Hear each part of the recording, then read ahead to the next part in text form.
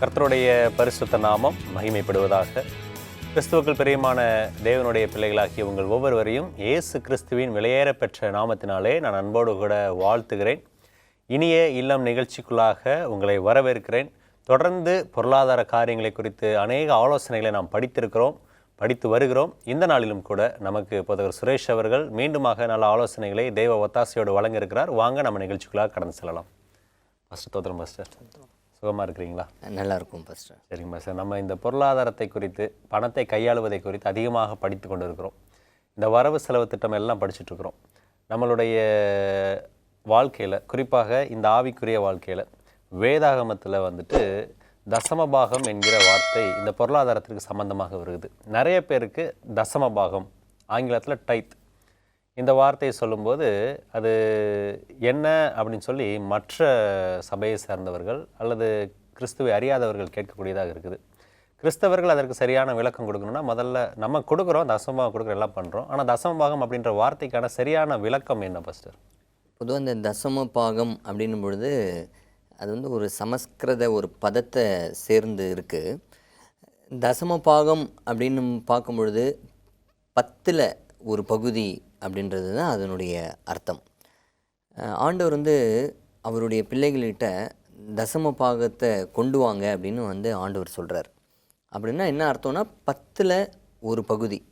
எதில் ஒரு 10ல் பகுதினா நம்மளுடைய சம்பாதித்ததுல எல்லாம் 10ல் ஒரு பகுதியை ஆண்டவர் வந்து நம்மக்கிட்ட கேட்குறாரு. ஒருவேளை நம்ம யோசிக்கலாம், எதுக்கு ஆண்டவர் வந்து இந்த 10ல் ஒரு பகுதியை கேட்குறாரு அப்படின்னு நம்ம ஒருவேளை யோசிக்கலாம். இந்த 10ல் ஒரு பகுதியை வைத்து தான் அவர் வந்து இந்த உலகத்தை ரன் பண்ணணுன்ற அவசியம் கிடையாது. எதற்காக இந்த 10ல் ஒரு பகுதியை கேட்குறாரு அப்படின்னா, ஆண்டவருடைய பிள்ளை நீங்களும் நானும் என்பதை ஒரு ஐடென்டிஃபைட் பண்ணுறதுக்காக, ஒரு அடையாளப்படுத்துவதற்காகவும், அதே சமயத்தில் கீழ்ப்படிதல் நம்மக்கிட்ட ஆண்டவர் இந்த தசம பாகத்தின் மூலமாக ஆண்டவர் வந்து எதிர்பார்க்குறார்.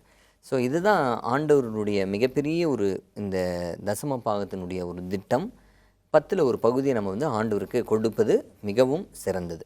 ஓகே பாஸ்டர், அப்போ தசம பாகம் அப்படின்னா ரொம்ப சிம்பிளாக சொல்லணும்னா என்ன வருதோ அதில் 10ல் ஒரு பாகம். ரொம்ப ஒரு நல்ல விளக்கம் பாஸ்டர். சில பேர் வந்துட்டு என்ன நினைக்கிறாங்க அப்படின்னு சொன்னால், எனக்கு வருகிற சம்பளம் இவ்வளவு, ஆனால் எனக்கு இவ்வளவு செலவாயிருது, மிச்சம் இவ்வளோ இருக்குது, இதில் 10ல் ஒன்று நான் வைக்கிறேன் அப்படின்னு சொல்லி தசம பாகத்தை குறித்து ஒரு எண்ணம் கொண்டவர்களாக இருக்கிறாங்க. ஒரு விசுவாசி, அவருக்கு வருஷம் இன்க்ரிமெண்ட் வந்தாலும் தசம பாகம் அதே லெவலில் இருந்துச்சு. ஒரு பாஸ்ட்டு போய், என்னங்கய்யா உங்களுடைய வருஷம் நீங்கள் ஒரு கவர்மெண்ட் சர்வெண்டாக இருக்கிறீங்க, கண்டிப்பாக இன்க்ரிமெண்ட் அகவிலைப்படியெல்லாம் வருது, ஆனால் உங்கள் தசம பாகம் இல்லையே, ஏறலையே, உங்களுக்கு எதுவும் கவர்மெண்ட் சைடு ப்ராப்ளமானு கேட்கும்போது, இல்லை பாஸ்டர், எனக்கு வர வருமானம் அதிகமாக தான் ஆகுது, அதே நேரத்தில் செலவு அதிகமாகிடுது, எனக்கு கான்ஸ்டண்ட்டாக மிச்சமாகிறது இந்த அமௌண்ட் தான், அதனால் அதில் என்னுடைய தசம பாகத்தை மெயின்டைன் பண்ணுறேன்னு சொல்லி சொன்னார். அப்படிப்பட்டவர்களுக்கு உங்களுடைய ஆலோசனை என்ன பாஸ்டர்?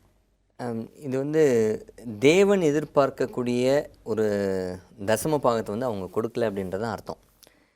நானும் என்னுடைய திருச்சபையில் பார்க்குறேன், பொதுவாக அநேக இடத்துலையும் பார்க்குறேன். அநேகர் வந்து என்ன அந்த தசம பாக லிஸ்ட்டில் எழுதுகிறாங்க அப்படின்னா 300 ரூபா அப்படின்னு எழுதுவாங்க.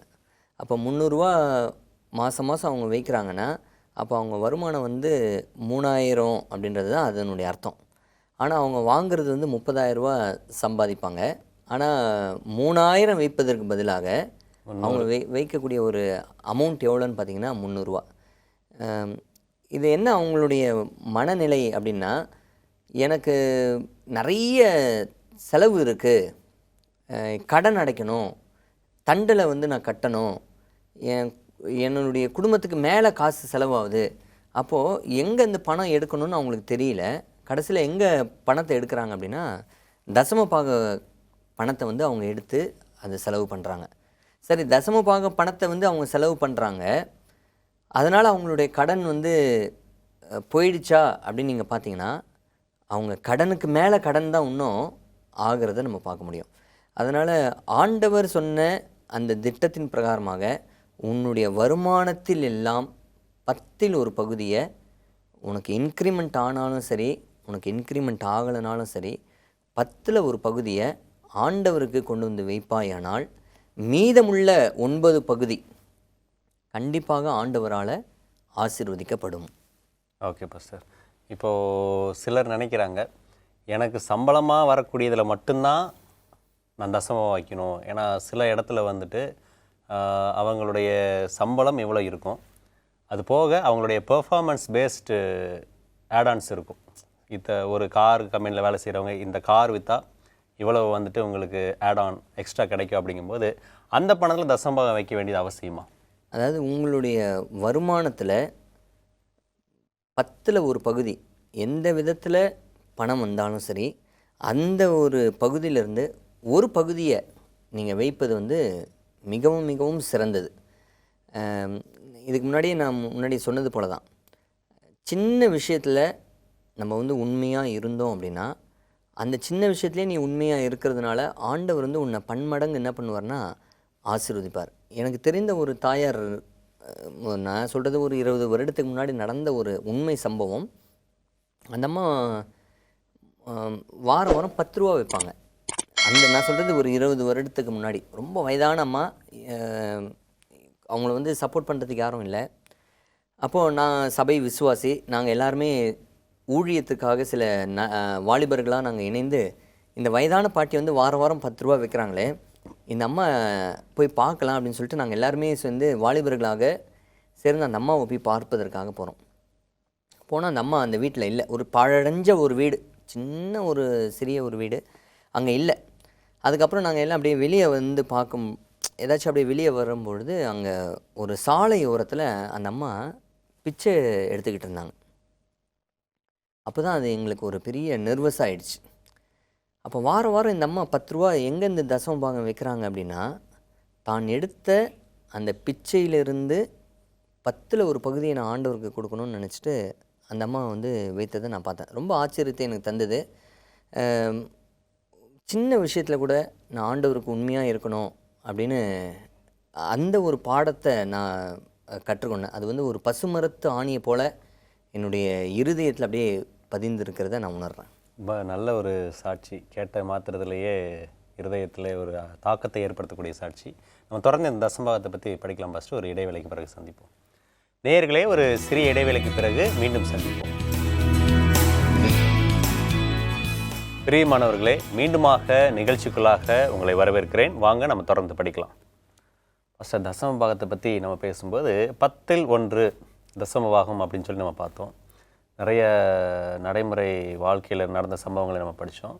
வேதத்தில் ஆண்டவர் தசமபாகத்தை கொண்டு வர சொல்லக்கூடிய வசனம் ஏதாவது வேத ஆதாரங்கள் நீங்கள் சொன்னால் நல்லாயிருக்கும் பாஸ்டர். பிப்ளிக்கல் நம்ம பிரகாரம் பார்த்தீங்க அப்படின்னா, வேதாகமத்தில் நிறைய சான்றுகள் இந்த தசம பாகத்தை பற்றி சொல்லப்பட்டிருக்கிறது. அதில் விசேஷமாக இந்த டோரா என்று சொல்லக்கூடிய இந்த பகுதி, அதாவது யூதர்களுக்கு வந்து மிகவும் முக்கியமான ஒரு பகுதி வந்து இந்த டோரா என்று சொல்லக்கூடிய ஒரு பகுதி. 5 ஆகமங்கள், மோசே எழுதின அந்த 5 ஆகமங்களில் இந்த தசம பாகத்தை குறித்து அதிகமாக வலியுறுத்தக்கூடிய வாக்கியங்கள் நிறைய இருக்குது. ஒரு வாக்கியத்தை நான் வாசிக்கிறேன். லேவியராகமம் 27வது அதிகாரம் வாக்கியம் 30வது வாக்கியம். தேசத்திலே நிலத்தின் வித்திலும் விருட்சங்களின் கனியிலும் தசம பாகம் எல்லாம் கர்த்தருக்கு உரியது, அது கர்த்தருக்கு பரிசுத்தமானது. நம்ம வேதாகமத்தில் பார்க்கும்பொழுது சிருஷ்டிப்பு நேரத்தில் நம்ம பார்க்கலாம், ஆண்டவர் வந்து இந்த ஒரு திருமணத்தை வந்து எப்படி பரிசுத்தம் அப்படின்னு ஆண்டவர் சொன்னாரோ, அதே போல் ஓய்வு நாளை எப்படி பரிசுத்தம் அப்படின்னு சொன்னாரோ, அதே போல் அந்த ஆதியாகமம் அந்த காலகட்டத்தில் இந்த தசம பாகம் என்பது பரிசுத்தம் அப்படின்னு ஆண்டவர் சொல்கிறார். இந்த தசம பாகம் கர்த்தருடையது, அது கர்த்தருக்கு பரிசுத்தமானது அப்படின்னு. நம்ம கொடுக்கக்கூடிய ஒரு சிறிய தொகையாக இருக்கலாம், 10ல் ஒரு பகுதி நம்மளுக்கு ஒரு சிறிய தொகையாக இருக்கலாம். ஒரு 10,000 ரூபா சம்பாதிக்கக்கூடிய நாம் 1000 ரூபா, அது ஒரு சிறிய மதிப்புள்ள ஒரு பணமாக இருக்கலாம். 1000 ரூபா அது ஆண்டவருடைய சமூகத்தில் உண்மையாக நம்ம கொடுக்கும் பொழுது அது ஆண்டவர் பரிசுத்தமாக அவர் வந்து பாவிக்கிறாரு. மீதமில் உள்ள இந்த 9,000 ரூபாய் 9 பகுதியை ஆண்டவர் வந்து பெருக்கமாக ஆசீர்வதிப்பதாக வாக்குத்தத்தம் தருகிறார். அதுக்கு கீழ் வசனத்தை நான் வாசிக்கிறேன். அதே லேவியராகமம் 27வது அதிகாரம் 31வது வாக்கியம். ஒருவன் தன் தசம பாகத்திலே எவ்வளவாவது மீட்டுக்கொள்ள மனதாயிருந்தானால் அதனுடன் 5இல் ஒரு பங்கை கூட்டி கொடுக்க கடவன்.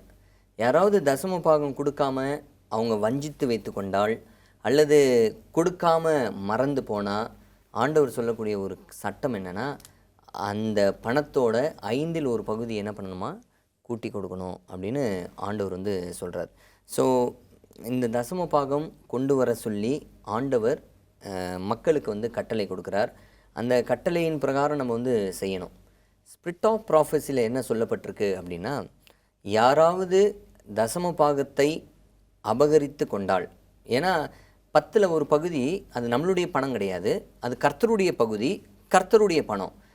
அவருடைய பணத்தை நான் ஒரு வேளை அபகரித்து கொண்டால், ஸ்பிரிட் ஆஃப் ப்ராஃபஸியில் என்ன சொல்லப்பட்டிருக்குன்னா, ரெக்கார்டிங் ஏஞ்சல்ஸ், நம்ம தூதர்கள் எல்லாம் நாம் செய்கிற ஒவ்வொரு செயல்களையும் பதிவு செய்கிறார்கள். நல்லது கெட்டது எல்லாவற்றையும் பதிவு செய்கிறாங்க.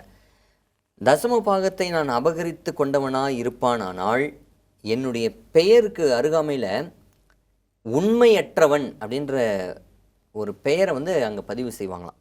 தசம பாக விஷயத்தில் இவன் உண்மையற்றவன் அப்படின்னு பெயர் வந்து அங்கே பதிவு செய்யப்படுமா. இதை படிக்கும் பொழுது ரொம்ப ஒரு பயம் ஒன்று ஏற்பட்டது, ஒரு ஆச்சரியத்தை தந்தது. அதனால் பணம் வந்து கொண்டு வர சொல்லி வேதாமத்தில் இப்படிப்பட்ட ஒரு ரெஃபரன்ஸ் எல்லாம் ஆண்டவர் நம்மளுக்கு வந்து தருகிறத பார்க்க முடியும். ஓகே பாஸ்டர், நல்ல ஒரு வேத வசனம். இப்போது சிலருக்கு இருக்கக்கூடிய கேள்வி, அதாவது ஆண்டவர் சொன்ன வசனம் வேதத்தில் இருந்துச்சுன்னா அதை கொடுக்கணும்னு ஏற்றுக்கொள்ளக்கூடியவங்க எங்கே இருந்தாலும் ஏற்றுக்கொள்வாங்க. இந்த கொடுக்கக்கூடாதுன்னு நினைக்கிறவங்க வந்துட்டு எப்படிடா இதை பைபாஸ் பண்ணலான்னு யோசிக்கும்போது, இது எல்லாம் வந்துட்டு ஆசரிப்பு கூடாரம் வந்ததுக்கப்புறம், அதாவது வந்துட்டு பழைய ஏற்பாட்டில் ஆசரிப்பு கூடாரம் இருந்தப்போ தான் தசம பாகத்தை கொடுக்கணும் அப்படிலாம் இருந்துச்சு. இப்போ நமக்கு அதெல்லாம் இல்லை அப்படின்லாம் சொல்லுவாங்க. இந்த ஆசரிப்பு கூடாரத்துக்கு அப்புறம் தான் தசம பாகம் இருக்கா, இல்லை அதுக்கு முன்பாகவே தசம பாகம் கொடுக்குற பழக்கம் என்பது வேதத்தில் இருக்கா பாஸ்டர்? யாத்திராகமம் 25வது அதிகாரத்தில் நம்ம பார்க்கும் பொழுது, பரலோகத்தின் மாதிரியை போல நீ ஒரு ஆசரிப்பு கூடாரத்தை வந்து இங்கே உருவாக்கு அப்படின்னு ஆண்டவர் வந்து மோசேக்கிட்ட சொன்னார். ஆனால் ஆதியாமம் 14வது அதிகாரத்துக்கு நீங்கள் போவீங்க அப்படின்னா, அங்கே ஆபிரகாம் என்ன பண்ணான்னா, மெல்கிசேதேக்கு என்று சொல்லக்கூடிய ஒரு ஆசாரியனுக்கு தசம பாகம் கொடுத்ததாக நம்ம வேதத்தில் வாசிக்கிறோம். அப்போது ஆசரிப்பு கூடார இந்த சடங்குகளுக்கெல்லாம் முன்பதாகவே இந்த ஒரு தசம பாகம் கொடுத்ததாக நம்ம வேதாமத்தில் பார்க்குறோம். அது மாத்திரமில்ல, அவருடைய பேரன் யாக்கோபு என்ன பொருத்தனை பண்ணுறாருன்னா, தேவரீர் நீர் எனக்கு தருவதில் எல்லாவற்றிலும் நான் உமக்கு தசம பாகம் தருவேன். அப்போ இந்த யாக்கோபு இந்த தசம பாகத்தை எங்கேருந்து கற்றுக்கிட்டாரு அப்படின்னு பார்த்தீங்கன்னா, தன்னுடைய தாத்தாவாகிய ஆபிரகாம் கிட்ட இருந்து இவர் வந்து என்ன பண்ணுறாருன்னா அதை கற்றுக்கிட்டார். ஸோ அப்போ பார்க்கும்பொழுது ஆசரிப்பு கூடாரத்துக்கு முன்பதாகவே என்ன பண்ணிட்டாங்கன்னா தசம பாகம் கொடுத்ததாக நம்ம பார்க்கலாம். இப்போ நீங்கள் கேட்ட கேள்வி போல் சில பேர் என்ன கேட்குறாங்கன்னா, இது யூதர்களுக்கு அப்படின்னு சொல்லி சொல்கிறாங்க, இஸ்ரவேல் ஜனங்களுக்கு அப்படின்னு சொல்லி, இஸ்ரவேல் ஜனங்களுக்கு கொடுக்கப்பட்ட கட்டளை அப்படின்னு சொல்கிறாங்க. ஆபிரகாம் வந்து இஸ்ரவேல் என்று ஒரு சந்ததி உருவாவதற்கு முன்பதாகவே அவர் வந்து படைக்கப்பட்ட ஒரு மனிதன் ஆபிரகாம். அப்போ அந்த காலகட்டத்திலேயே அவர்கள் தசம பாகம் கொடுத்ததாக நம்ம வேதாமத்தில் பார்க்குறோம். சில நபர்கள் என்ன நினைக்கிறாங்க அப்படின்னா, இது வந்து பழைய ஏற்பாட்டு காலகட்டத்தில் இருக்கக்கூடிய மக்களுக்கு மட்டும்தான் தசம பாகம் அப்படின்னு நினைக்கிறாங்க. ஆனால் ஆண்டவராகிய இயேசுவானவர் என்ன சொன்னார் அப்படின்னு பார்த்தீங்கன்னா, மத்தேயு 23வது அதிகாரம், அது அந்த வாக்கியத்தை நான் வாசித்தா நல்லாயிருக்கும்னு நினைக்கிறேன். மத்தேயு 23வது அதிகாரம் 23வது வாக்கியத்தில் ஆண்டவராகிய இயேசுவானவர் சொல்லக்கூடிய இந்த தசம பாகத்தை குறித்ததான ஒரு விஷயம். மாயக்காரராகிய வேத பாரகரே, பரிசேயரே, உங்களுக்கு ஐயோ! நீங்கள் ஒர்தலாமிலும் வெந்தயத்திலும் சீரகத்திலும் தசம பாகம் செலுத்தி நியாயப்பிரமாணத்தில் கற்பித்திருக்கிற விசேஷித்தவைகளாகிய நீதியையும் இரக்கத்தையும் விசுவாசத்தையும் விட்டுவிட்டீர்கள். இவைகளையும் செய்ய வேண்டும், அவைகளையும் விடாதிருக்க வேண்டுமே. அப்போ ஆண்டவர் என்ன வலியுறுத்துறாரு அப்படின்னு பார்த்தீங்கன்னா, இது பழைய ஏற்பாட்டு காலகட்ட மக்களுக்கு மட்டும் இல்லை, புதிய ஏற்பாட்டில் ஆண்டவர் பேசின ஒரு வார்த்தை.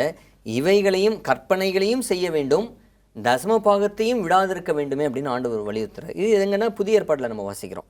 ஸோ புதிய ஏற்பாட்டிலையும் இந்த தசம பாகம் வந்து இருக்குது அப்படின்றத ஆண்டவரே என்ன பண்ணுறாருன்னா சான்று சொல்கிறார். ஒரு நீங்கள் பார்க்கலாம், ஒரு ஓமையில் ஆண்டவர் சொல்கிறாரு, 2 பேர் வந்து ஜெபிக்க போகிறாங்க.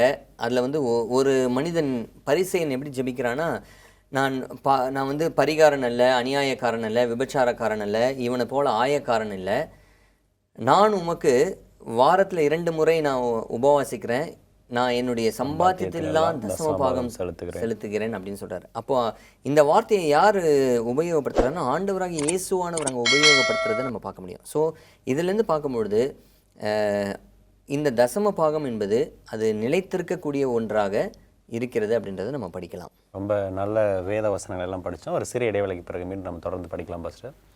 பிரியமானவர்களே, ஒரு சிறிய இடைவேளைக்கு பிறகு மீண்டும் சந்திப்போம். பிரியமானவர்களே, மீண்டுமாக இடைவேளைக்கு பிறகு உங்களை நிகழ்ச்சிக்குள்ளாக வரவேற்கிறேன். தசம பாகத்தை குறித்து நம்ம படித்து கொண்டிருக்கிறோம். தொடர்ந்து நம்ம படிக்கலாம். வாங்க நிகழ்ச்சிக்குள்ளாக கடந்து செல்வோம். பாஸ்டர், தசம பாகத்தை பற்றி நம்ம படிச்சுட்ருக்கிறோம். மிக முக்கியமான ஒரு சத்தியம். நிறைய பேர் இது வேண்டாம் என்று ஒதுக்கக்கூடியதாக இருக்குது. நம்ம இந்த பொருளாதார காரியத்தை குறித்து துவங்கின நிகழ்வில் உக்கிரானத்துவத்தை குறித்து ரொம்ப படித்தோம். நம்ம கணக்கு கொடுக்கிறவர்களாக இருக்கிறோம், நம்ம ஆண்டவருக்கு கணக்கு கொடுக்கிறவர்களாக இருக்கிறோம் இதெல்லாம் படித்தோம். இந்த கணக்கு கொடுப்பது அல்லது உக்கிரானத்துவத்துக்கும் தசம பாகத்திற்கும் ஏதாவது தொடர்பு இருக்குதா பாஸ்டர்? சரி, உக்கிரானத்துவம் என்பது வந்து கணக்கு ஒப்புவிக்கக்கூடிய நபர்களை குறிக்கிறது. எதுக்கு கணக்கு ஒப்புவிக்கணும் அப்படின்றத நம்ம ஏற்கனவே நம்ம படித்தோம். நம்மளுக்கு கொடுக்கப்பட்டிருக்கக்கூடிய திறமைகள், தாளந்துகள், நம்மளுடைய குடும்பம், நம்மளுடைய குழந்தை வளர்ப்பு, நம்மளுடைய பேச்சுகள், நம்மளுக்கு கொடுக்கப்பட்டிருக்கக்கூடிய நேரம், பணம், நம்மளுடைய வீடு, நிலம், எல்லாவற்றுக்குமே நம்ம வந்து என்ன பண்ணணும்னா கணக்கு ஒப்புவிக்கணும். அதில் தசம பாகத்திற்கும் நாம் கணக்கு ஒப்புவிக்கிறவர்களாக நம்ம இருக்கிறோம். அதை நம்ம மறந்துடக்கூடாது. ஏன்னா பணத்துக்கே நம்ம என்ன பண்ணுறோம் அப்படின்னா கணக்கு கொடுக்கணும் அப்படின்னு நம்ம பார்க்குறோம். அப்போது ஆண்டவருடைய பணம் உங்ககிட்ட இருக்கும் பொழுது அந்த பணத்தை நீ வந்து கரெக்டாக ஆண்டவருக்கு நீ வந்து செலுத்தினியா அப்படின்றதையும் நீ கணக்கு சொல்லக்கூடியவனாக இருக்கிற அப்படின்றத நம்ம பார்க்குறோம். அப்போது உக்கிரானத்துவத்திற்கும் இந்த தசம பாகத்திற்கும் ஒரு தொடர்பு இருக்கிறத நம்ம பார்க்க முடிகிறது. வேதாகமத்தின் அடிப்படையில் பார்க்கும் பொழுது சில வாக்கியங்கள் நம்மளுக்கு சொல்லப்பட்டிருக்கிறது. 1 நாளாகமம் 29வது அதிகாரம் 14வது வாக்கியம், இப்படி மனப்பூர்வமாய் கொடுக்கும் திராணி உண்டாவதற்கு நான் எம்மாத்திரம், என் ஜனங்கள் எம்மாத்திரம், எல்லாம் உம்மால் உண்டானது, உமது கரத்திலே வாங்கி உமக்கு கொடுத்தோம். இது ரொம்ப அற்புதமான ஒரு வசனம். இந்த தசம பாகம் என்பது அது நம்மளுடைய பணம் அல்ல, அது ஆண்டவருடைய கரத்திலிருந்து தான் நம்ம வாங்கி மறுபடியும் அவருக்கு கொடுக்குறோம் அப்படின்றது தான் அதனுடைய அர்த்தம். இது என்னுடைய சம்பாதியத்தினால, என்னுடைய பலத்தினால நான் சம்பாதித்தது அப்படின்றது பெருமை பாராட்டுவதற்கு அதில் ஒன்றுமே கிடையாது. ஆண்டவர் பலனை கொடுத்தாரு, ஆண்டவர் அது வேலை செய்கிறதுக்கு திறனை கொடுத்தாரு, ஞானத்தை கொடுத்தாரு, அறிவை கொடுத்தாரு, அந்த ஸ்டாமினா எல்லாமே அவர் தான் கொடுத்தாரு.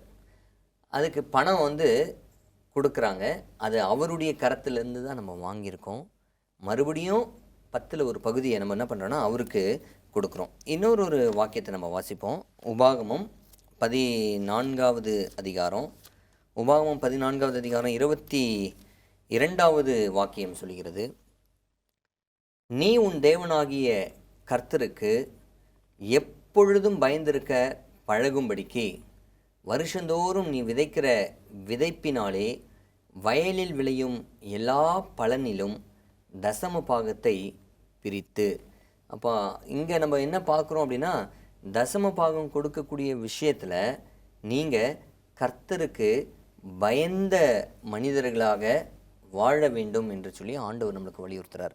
உக்கிரானக்காரர்கள் எப்படி இருக்கணும் அப்படின்னா, உக்கிரானக்காரனாவே அவன் உண்மை உள்ளவனாக இருக்கணும் அப்படின்றத நம்ம வாசித்தோம். உக்கிரானக்காரன் உண்மை உள்ளவனாக இருக்கிறான் அப்படின்னா தசமபாக விஷயத்திலும் உண்மை உள்ளவர்களாக இருக்கணும். இல்லை என்ன ஒரு ஆச்சரியம் அப்படின்னா, தசம பாகத்தை நம்ம வந்து கொடுக்காம வச்சு இருந்தோம்னா மீதமுள்ள இருக்கிற பகுதிகள் எல்லாமே சபிக்கப்பட்டிருக்கும். இது வந்து நிறைய பேருக்கு இது வந்து தெரியறதில்ல. நம்மளுடைய மீதமுள்ள ஒரு பகுதி ஆசீர்வதிக்கப்பட வேண்டும் என்றால் ஆண்டவருடைய சமூகத்தில் இந்த தசம பாகத்தை வந்து கொண்டு போய் நம்ம சேர்க்கணும். நீங்கள் நல்லா யோசிச்சு பாருங்களேன், இந்த தசம பாகத்தை அப்படி எப்படி அங்கே வேதாமத்தில் யூட்டிலைஸ் பண்ணியிருக்காங்க அப்படின்னு பார்த்தீங்கன்னா, அந்த தசம பாகத்தை லேவியனுக்கு ஆண்டவர் அதை பிரித்து கொடுக்குறாரு. அப்புறம் ஏழைகளுக்கும் பரதேசிகளுக்கும் விதவைகளுக்கும் திக்கற்ற பிள்ளைகளுக்கு அந்த தசம பாகத்தை பிரித்து கொடுத்ததாக நம்ம வேதாமத்தில் நம்ம பார்க்குறோம். ஸோ அவருடைய ஒரு நல் உள்ளம் இந்த தசம பாகத்தினுடைய ஒரு எப்படி இருந்தது அப்படின்றத நம்ம இதில் பார்க்க முடியும். இன்றைக்கி இந்த தசம பாகத்தின் மூலமாக நம்ம இன்றைக்கி கொடுக்கக்கூடிய ஒரு தசம பாகம் இன்றைக்கி நிறைய ஊழியங்கள் ஆங்காங்கே செல்லுவதற்கும் ஊழியக்காரர்களுக்கு அது ஒரு ஊதியமாக செல்லுவதற்கும் அது வந்து ஏதுகரமாக அமைகிறது. ஏன் லேவியனுக்கு மட்டும் இந்த தசம பாகம் போனோம் அப்படின்னு ஒருவேளை ஒரு கேள்வி நம்மளுக்கு எழலாம். வேதாமத்தில் நீங்கள் பார்த்தீங்கன்னா எல்லா கோத்திரத்துக்கும் ஆண்டவர் என்ன பண்ணார்னா சுதந்திரத்தை வந்து பிரித்து கொடுத்துட்டே இருந்தார். எல்லா கோத்திரத்துக்கும் சுதந்திரம் கொடுத்தார். ஆனால் லேவியனுக்கு மட்டும் அவனுக்கு சொத்தும் இல்லை, சுகமும் இல்லை, அவனுக்கு பங்கும் கிடையாது. ஆண்டவர் சொல்கிறார், அவனுக்கு பங்கு நான் அப்படின்னு ஆண்டவர் சொல்கிறார். நான் தான் அவனுடைய பங்கு, லேவியனுக்கு நான் தான் என்னுடைய பங்கு அப்படின்னு ஆண்டவர் சொல்கிறார். ஸோ அதனால் ஆண்டவர் வந்து அவருடைய அனாதி திட்டத்தின் அடிப்படையில் இந்த தசம பாகத்தை அவர் வந்து ஸ்தாபித்து இதை வந்து சிஸ்டமேட்டிக்காக ஆண்டவர் என்ன பண்ணியிருக்காருன்னா ஏற்படுத்தி இருக்கிறத நம்ம பார்க்கணும். ஸோ ஊழியக்காரர்களாகவும் சரி, உக்கிரானக்காரர்களாகவும் சரி, நம்ம நேர்மை உள்ளவர்களாக இருந்து இந்த தசம பாக விஷயத்தில் உண்மை உள்ளவர்களாக நம்ம இருக்கணும் அப்படின்னு ஆண்டவர் எதிர்பார்க்குறாரு. ஆமாம் சார், நீங்கள் சொன்னதில் ஒன்று நம்ம தமிழில் சொல்கிறத விட ஆங்கிலத்தில் சொல்லுவாங்க, we are not giving, we are just returning அப்படின்னு சொல்லுவாங்க. நம்ம கொடுக்கலை. நீங்கள் வாசித்த அந்த நாளாகம புஸ்தகத்தினுடைய வசனத்தில் நம்ம பார்க்கும்போது, நான் உம்முடைய கரத்திலே வாங்கி உமக்கு கொடுத்தேன் அப்படின்னு சொல்லி சில விசுவாசிகள் நான் கொடுத்தேன் அப்படின்ற ஒரு எண்ணத்தோடு கொடுக்குறாங்களே ஃபஸ்ட், அவங்களுக்கு உங்களுடைய ஆலோசனை என்ன? சில பேர் வந்து அந்த மாதிரி ஒரு எண்ணம் உடையவர்களாக இருக்கிறாங்க. ஆய்வு என்ன சொல்லுதுன்னு ஜஸ்ட்டு ஒரு அனலைஸ் பண்ணி பார்த்தா, சர்ச் க்ரோத்தில் ஒரு ஆய்வு எப்படின்னா, யாரெல்லாம் இந்த உண்மையாக தசம பாகம் கொடுக்கலையோ அவங்க தான் சபையில் சண்டை போடுவாங்களாம். ஆய்வில் சொல்கிறாங்க, உண்மையாக தசம பாகத்தை கொடுக்கக்கூடிய பிள்ளைகள் சபையிலும் சரி எந்த ஒரு சண்டை போடாமல் அமைதுள்ள ஆவியோடு அவர்கள் இருப்பார்கள், சுயநலம் இல்லாத ஒரு வாழ்க்கை வாழ்வார்கள் அப்படின்றத நம்ம ஆய்வின் மூலமாக நம்ம படிக்கிறோம். நல்ல ஆலோசனைகள், நிறைய கருத்துக்கள், உங்களுடைய விலையேற பெற்ற கருத்துக்களுக்கும் நேரத்துக்கும் இந்த நிகழ்ச்சியின் சார்பாக நன்றி தெரிவித்துக் கொள்கிறேன் பாஸ்டர். பிரியமான தேவனுடைய பிள்ளைகளே, தசமபாகத்தை குறித்து ஆவிக்குரிய ரீதியாகவும் நடைமுறை ரீதியாகவும் அநேக ஆலோசனைகளை கேட்டோம். நாம் தசமபாகத்தை கொடுக்கிறவர்களாக இருக்கிறோமா, அல்லது கர்த்தருடைய கரத்திலே வாங்கி அவருடைய கரத்திலே மீண்டும் திருப்பி கொடுக்கிறோம் என்ற எண்ணத்தோடு கொடுக்கிறவர்களாக இருக்கிறோமா? எப்படிப்பட்ட எண்ணத்தோடு இருக்கிறோம்? கர்த்தருக்கு பயந்திருக்கக்கூடிய பிள்ளைகளாக இருக்கிறோமா? இத்தனை கேள்விகளுக்கும் உங்களுடைய மனதிலே நீங்கள் கேள்விகளை எழுப்பி பதிலை கேட்டு பாருங்கள். கர்த்தருக்கு பிரியமான உக்கிரானக்காரர்களாக இருந்து உண்மையான தசமபாகத்தை செலுத்தக்கூடிய பிள்ளைகளாக இருப்போம். கர்த்தர் நம்மை ஆசீர்வதிப்பாராக. ஆமென்.